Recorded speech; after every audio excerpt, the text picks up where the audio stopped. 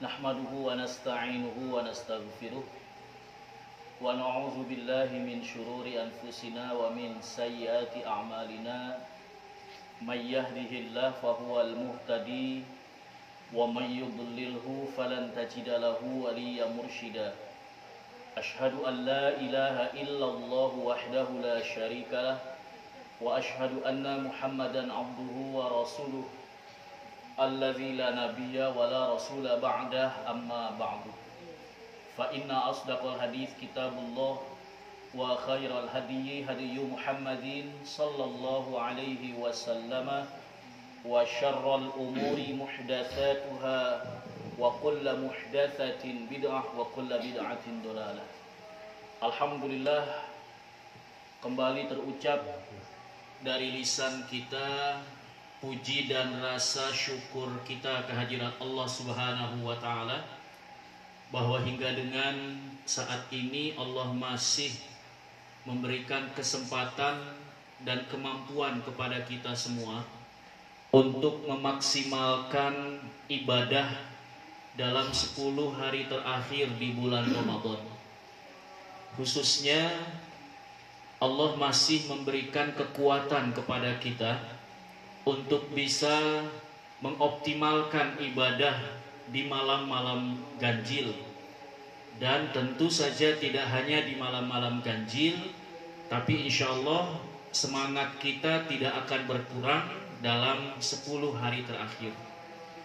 Dan tentu saja kita berharap aktivitas ibadah yang sedang kita lakukan, telah kita laksanakan ataupun yang akan kita tunaikan, maka ibadah-ibadah ini kelak menjadi saksi amal soleh kita nanti pada yaumil hisab. Ikhwati iman yang dirahmati Allah, alhamdulillah di kesempatan malam hari yang membahagiakan ini kita bisa bersilaturahmi, bermuwajahah, bertatap muka, yang mungkin ini pertama kali saya kesini, tapi kalau komunikasi intens dengan Pak Haji Rama ini sudah sering kali, ya.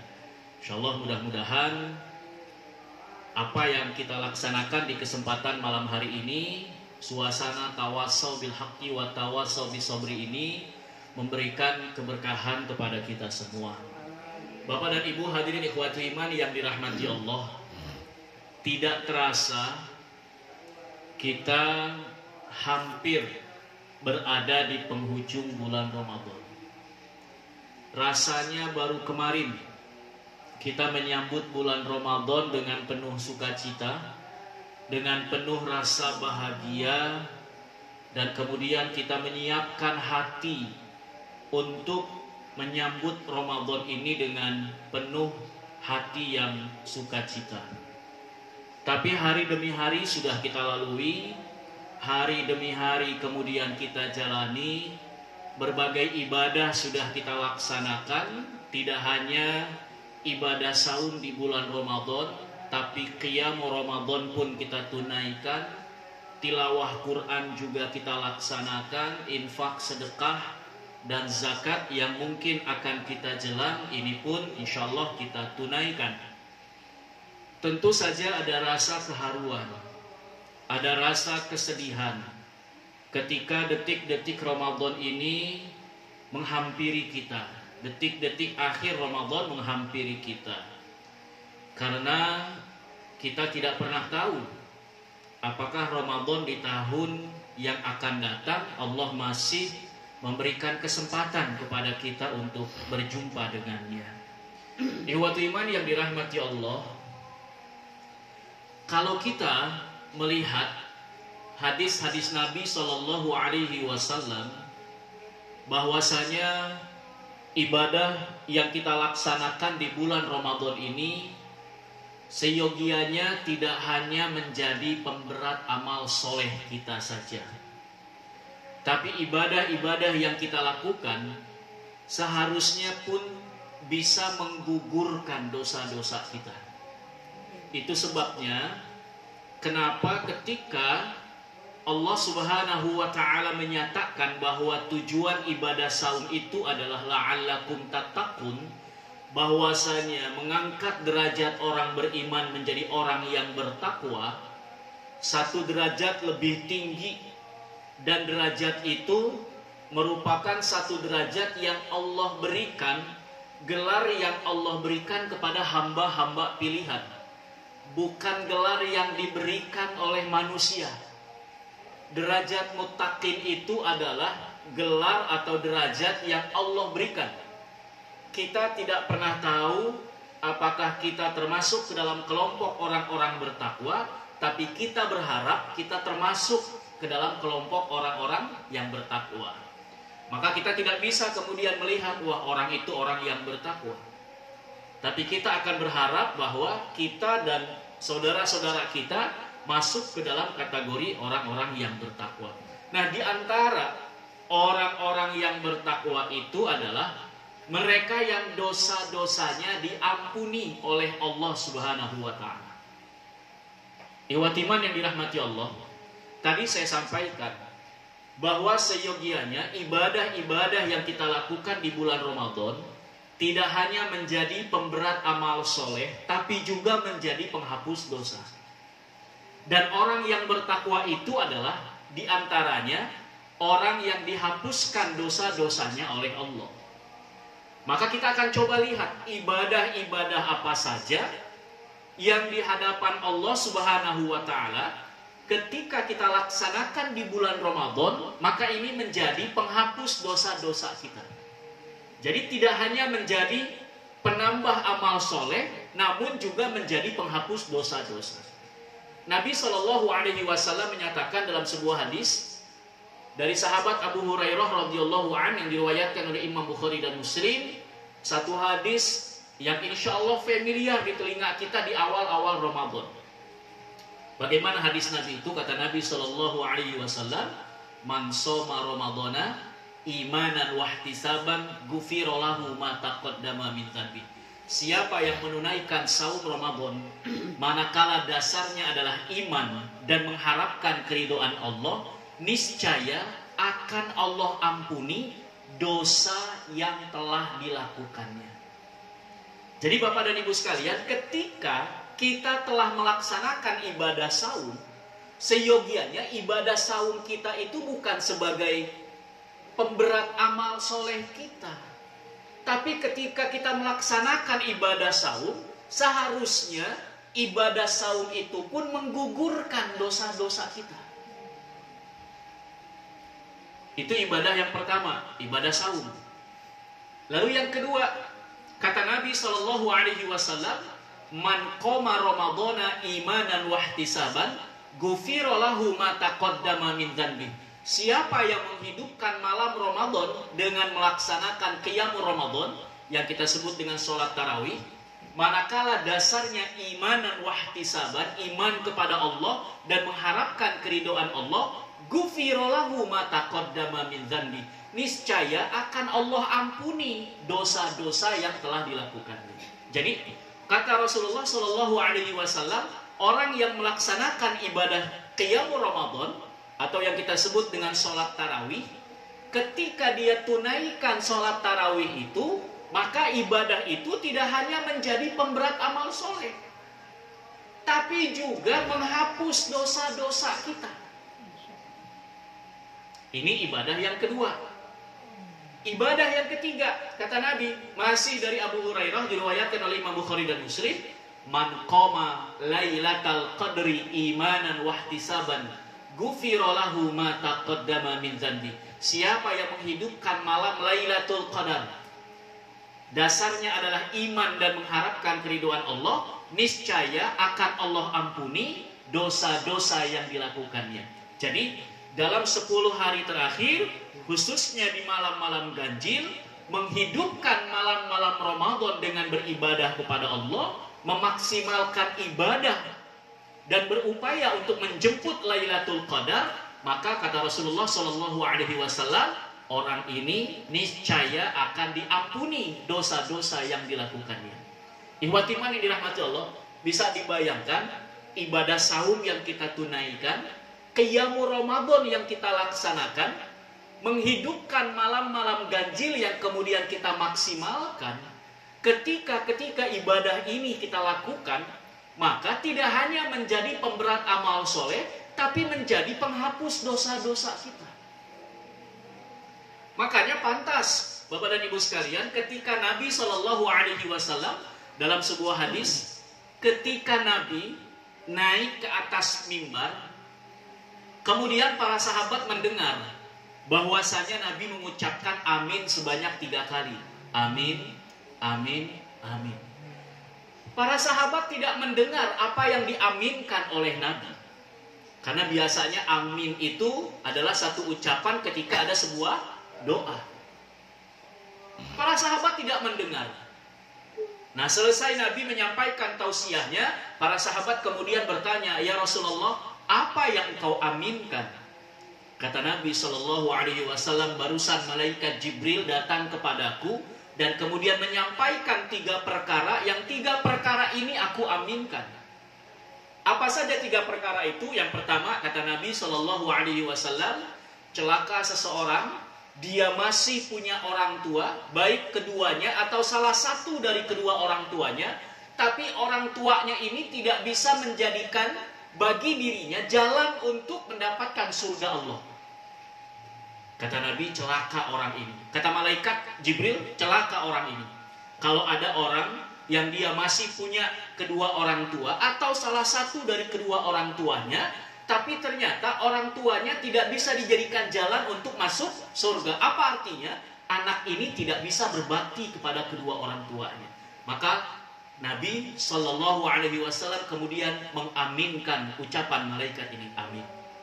Yang kedua, kata Nabi SAW, "Rohima anfur rajulin dakhala alaihi syahru Ramadan, thumman salaha qabla an yughfar lahu." Celaka seseorang, Allah takdirkan dia berjumpa dengan Ramadan, tapi sampai Ramadannya selesai, Allah tidak mengampuni dosa orang ini. Maka kemudian kata Nabi, amin. Dan yang ketiga, celaka seseorang ketika namaku disebut, tapi dia tidak bersolawat kepadaku. Ihwati iman yang dirahmati Allah, poin yang kedua, apa yang disabdakan oleh Nabi SAW, celaka seseorang, dia berjumpa dengan Ramadan, tapi sampai Ramadannya selesai, sampai dia beridul fitri, dosa-dosanya masih numpuk. Padahal, Bapak dan Ibu sekalian, tadi disebutkan, ibadah saum seharusnya tidak menjadi sekedar pemberat amal soleh. Tapi ketika orang melaksanakan ibadah saum itu juga harus menjadi penghapus dosa. Sholat tarawih, kata Nabi, orang yang sholat tarawih, seharusnya sholat tarawihnya itu bisa menjadi penghapus dosa. Menghidupkan malam-malam ganjil, seharusnya ibadah ini pun bisa menjadi penghapus dosa. Kenapa Nabi mengatakan tadi, ada orang yang berjumpa dengan bulan Ramadan, tapi sampai Ramadannya selesai, dosa orang ini gak diampuni juga oleh Allah. Rugi orang seperti ini. Ikhwatiman yang dirahmati Allah, itu artinya ada orang yang dia saum Ramadan, dia melaksanakan sholat tarawih 10 hari terakhir, dia memaksimalkan untuk memakmurkan rumah Allah, dia jemput Lailatul Qadar, tapi ketiga ibadah ini tidak bisa menjadi penghapus dosa-dosanya. Betapa meruginya orang yang seperti ini. Kita saum, insya Allah kita tidak berani meninggalkan sampai dengan Ramadan berakhir. Tanpa uzur syar'i kita tidak akan berani meninggalkan. Kita tunaikan saum Ramadan. Seharusnya saum Ramadan kita selain menjadi pemberat amal soleh, tapi menggugurkan dosa-dosa kita juga. Qiyamul Ramadan walaupun sunnah, kita laksanakan, kita maksimalkan. Seharusnya Qiyamul Ramadan ini pun menjadi penghapus dosa-dosa kita. Begitu pula ketika kita menjemput Lailatul Qadar, sesungguhnya berharap ini pun menjadi penghapus dosa-dosa kita. Ada orang yang dia saum bulan Ramadan, dia tunaikan Qiyamul Ramadan, dia pun kemudian memaksimalkan ibadah 10 hari terakhir di bulan Ramadan, tapi sayang ketika akhir Ramadan itu, kata Nabi SAW mengaminkan ucapan malaikat Jibril bahwasanya dosa orang ini tetap bertumpuk dan banyak tidak dihapuskan oleh Allah. Kenapa? Karena ada yang salah dalam ibadahnya. Di mana salahnya? Ketiga ibadah yang tadi disebutkan, yang melandasinya adalah kata Nabi, semua tiga ibadah ini imanan wahtisaban. Iman kepada Allah, mengharapkan keridhaan Allah. Jadi ibadah saum yang dilaksanakan tidak sekedar asal menggugurkan kewajiban. Kenapa saum? Dari dulu juga saya puasa, malu kalau nggak puasa. Nah gitu. Jadi sekedar menggugurkan kewajiban. Ketika dia saum, lisannya tetap menggunjing. Ketika dia saum, telinganya tetap dia dengarkan kemaksiatan. Ketika dia saum, matanya tetap memandang hal-hal yang diharamkan oleh Allah. Artinya, dia hanya sekedar menahan lapar dan dahaga saja. Kemudian ketika dia sholat tarawih, kenapa sholat tarawih? Kata ibu-ibu, pusing di rumah, dengerin suami marah-marah melulu, mendingan tarawih. Nah, tuh.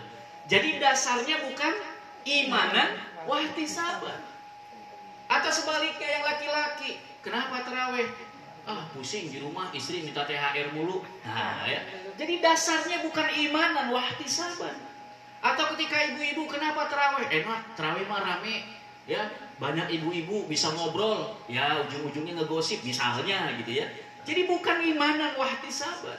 Makanya wajar ketika tarawih selesai 30 hari, kata Rasulullah SAW, dosa-dosanya tidak diampuni. Kenapa? Karena bukan imanan wahtisaban. Begitu pula dengan dengan memaksimalkan 10 hari terakhir di bulan Ramadan, ya, dengan menjemput Lailatul Qadar di malam-malam ganjil, seolah-olah ini menjadi tren. Nah, ya. Padahal bukan sekedar tren saja, ya. Karena melihat banyak artis yang ikut-ikutan jadi tren, tidak. Tapi dasarnya adalah imanan wahtisaban. Nah, hadirin ikhwati iman, Bapak dan Ibu yang dirahmati Allah, Ramadan dalam hitungan hari akan meninggalkan kita. Nah, tinggal kita melihat bagaimana parameter seseorang itu berhasil, tidak hanya ibadah-ibadah itu menjadi pemberat amal soleh, tapi dosa-dosanya diampuni. Kita akan kaitkan dengan 3 hal tadi ukurannya. Pertama, ibadah saum. Ya. Ada orang yang ketika selesai melaksanakan ibadah saum, ketika Ramadan selesai juga ibadah puasanya. Inilah orang yang tadi ibadah saumnya hanya sekedar menggugurkan kewajiban saja. Tapi bagi kita yang melaksanakan ibadah saum imanan wahtisaban, maka suasana Ramadan tetap ada dalam diri kita. Kita rindu dengan ibadah saum, tentu bukan ibadah saum yang wajib, karena saum yang wajib sudah selesai, yaitu dengan ibadah saum yang sunnah. Selesai Ramadan, ada saum 6 hari di bulan Syawal, ya. Dilaksanakan saum 6 hari di bulan Syawal. Ada saum Arafah, tanggal 9 Zulhijjah, bagi yang tidak melaksanakan ibadah haji. Ada saum Tasu'a, Asyura 9 dan 10 Muharram. Ada saum Ayyamul Bid 13, 14, 15 bulan-bulan Islam. Ada saum Daud, saum selang sehari. Nah, dia rindu. Walaupun mungkin tidak bisa konsisten, tidak bisa continue, tapi dia tetap berharap mudah-mudahan dia bisa melakukan itu. Berbeda dengan orang yang tadi saumnya hanya sekedar menggugurkan kewajiban. Ketika Ramadan selesai, wada'an ya Ramadan, selamat tinggal Ramadan, bebas lagi. Nah itu, tentu kita tidak seperti itu. Ramadan beres, kita rindu dengan suasana Ramadan, kita tunaikan ibadah saum-saum yang sunnah semampu kita. Terutama nanti di bulan Syawal. Ya, kata Nabi SAW, siapa yang saum di bulan Ramadan, thumma atba'ahu sittan min Syawal, kanat kasiyam betar. Orang yang saum di bulan Ramadan lalu dilanjutkan dengan bulan Syawal, 6 hari di bulan Syawal, dia seumpama dengan saum sepanjang masa. Ada yang menyatakan sepanjang 1 tahun. Saum itu 30 hari Ya. Kemudian ditambah 6 hari di bulan Syawal, 36. Kata Allah bahwa setiap kebaikan itu akan dibalas 10 kali lipat. Berarti 36 dikali 10, 360, maka itu setara dengan 1 tahun. Itu yang pertama, ibu-ibu sekalian dan bapak ikhwati iman yang dirahmati Allah. Jadi pasca Ramadan jangan sampai kita seperti orang yang lain. Ya Ramadan selamat tinggal, goodbye. Kalau perlu nggak usah ada lagi Ramadan, naudzubillah. Ya, jadi jangan sampai seperti itu. Ya, seperti kuda yang lepas dari kandangnya, bebas mau ngapain lagi. Nah, ya tidak seperti itu. Kemudian yang kedua dengan qiyam Ramadan tadi. 1 bulan kita tunaikan sholat tarawih. Pasca Ramadan bagaimana dengan sholat malam kita? Masihkah kita mampu menjaga ibadah qiyamul lail ini? Yang kalau pada bulan Ramadan kita sebut dengan sholat tarawih, tapi di luar bulan Ramadan kita menyebutnya dengan qiyamul lail atau dengan sholat tahajud.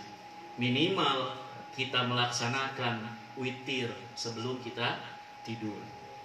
Nah, ini kan bagian dari menjaga ibadah-ibadah yang kita laksanakan pasca Ramadan. Dan yang ketiga dikaitkan dengan menghidupkan malam Lailatul Qadar. Bagaimana kemudian intensitas kita terhadap ibadah kepada Allah ini pun bisa terjaga. Kalau mereka yang memaksimalkan ibadah 10 hari terakhir dengan beriktikaf, maka nanti pasca Ramadan bagaimana intensitas dia berkomunikasi dengan Allah di rumah Allah. Bagaimana intensitas dia membaca ayat-ayat Allah, membaca firman-firman Allah Subhanahu wa taala. Bagaimana kemudian intensitas dia dalam berdoa, bermunajat kepada Allah Subhanahu wa taala. Nah, ketiga amalan inilah yang insya Allah kita jadikan sebagai parameter ukuran kita. Bagaimana ibadah kita di bulan Ramadan, kemudian mampu kita aplikasikan dalam 11 bulan berikutnya. Ramadan ini kan hanya latihan. Pertandingan sesungguhnya 11 bulan ini. Nanti ketemu Ramadan lagi, dicas lagi, kemudian kita bertanding lagi. Nah, ibu-ibu dan bapak-bapak ikhwatul iman yang dirahmati Allah Subhanahu wa taala, sekali lagi berhawal dengan hadis Nabi tadi, betapa meruginya kalau kita termasuk ke dalam kelompok orang yang Allah takdirkan kita bertemu dengan bulan Ramadan, tapi sampai Ramadannya beres, dosa-dosa kita tidak diampuni oleh Allah. Naudzubillah min dzalik. Rugi. Makanya Nabi mengatakan roghima anfu rajulin. Roghima anfu itu maksudnya adalah jatuh tersungkur. Ya, kalau orang kampung rawa bilang nyungsep. Nah, ya, orang yang nyungsep itu orang yang gak hati-hati. Jalannya selebor. Kalau orang Betawi bilang asal jalan aja, akhirnya jatuh, terjerembab. Nah, ya, maka kata Nabi roghima anfu rajulin, celaka seseorang, nyungsep seseorang itu, merugi seseorang. Kalau dia bertemu Ramadan, Ramadannya selesai, kok dosanya tetap numpuk. Padahal dia saum Ramadan, padahal dia tarawih, padahal dia menghidupkan malam ganjil. Kenapa dosa-dosanya tetap numpuk? Karena ada niatnya yang salah, bukan imanan wahtisaban. Nah, Allah berikan kesempatan kita insya Allah sampai akhir Ramadan, kita kembalikan niat ini karena Allah, dan kemudian nanti kita lihat bagaimana kita tetap menjaga nilai-nilai ibadah saum dalam 11 bulan ke depan. Bagaimana kita tetap mencoba untuk menjaga sholat malam kita. Dan bagaimana kemudian kita tetap menjaga intensitas komunikasi kita dengan Allah, dengan membaca ayat-ayat Allah, dengan mendatangi rumah Allah Subhanahu wa ta'ala. Inilah paling tidak 3 parameter kita dalam menyikapi bagaimana amalan kita pasca Ramadan. Mudah-mudahan kita mampu menjaga ini semua. Dan pasca Ramadan Allah meningkatkan derajat kita menjadi orang bertakwa. Allah pun kemudian menjadikan amalan-amalan kita menjadi pemberat amal soleh kita. Dan tidak hanya itu, ketika Ramadan berakhir, berguguran pula dosa-dosa kita di hadapan Allah Subhanahu wa ta'ala. Inilah yang bisa disampaikan di kesempatan malam hari ini. Dan terima kasih silaturahminya di kesempatan malam hari ini. Mudah-mudahan memberikan manfaat bagi kita semua. Mohon maaf kalau ada kata-kata yang kurang berkenan. Rabbana zalamna anfusana wa illam taghfir lana wa tarhamna lanakunanna minal khasirin. Rabbana la tuzigh qulubana ba'da idh hadaitana wa hab lana min ladunka rahmah innaka antal wahhab. Rabbana atina fid dunya hasanah wa fil akhirati hasanah wa qina adzabannar. Walhamdulillahi rabbil alamin. Wassalamualaikum warahmatullahi wabarakatuh.